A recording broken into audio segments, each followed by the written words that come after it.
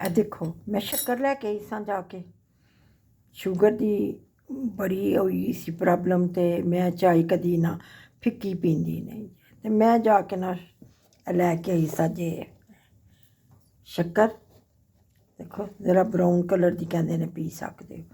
ਇਹ ਵੇਖੋ मेरे चाय दा कप ते ब्राउन कलर दी जड़ी है ना मैं शक्कर लैके आई सां। ਇਹ देखो बिस्मिल्लाहिर्रहमानिर्रहीम। आओ फिर साथियों मेरे नाल चाय पी लो ठंडी चाय पी लो मेरे नाल। ज़ई साहब ज़रा सुते दे ने ते जदों उठणगे मैं क्या उन्होंने भी नाश्ता बना दांगी। फिलहाल मैं चाय ते गरम गरम पियाँ। ते चाय का देखो कलर कैसा है। मैं ज़्यादा भी काली चाय नहीं पींदी सुबह मैं ऐसे ही रंग दी चाय पींदी जे। तो दसो चाय का कलर कैसा है।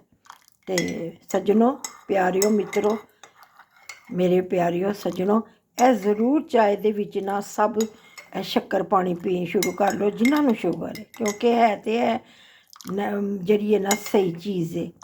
ठीक है तो लो फिर मैं तुहाडे कोल इजाज़त चाहनी हाँ। फिर कोई मिनी ब्लॉग बना के तुहाडे कोल आवांगी। अल्लाह हाफिज़।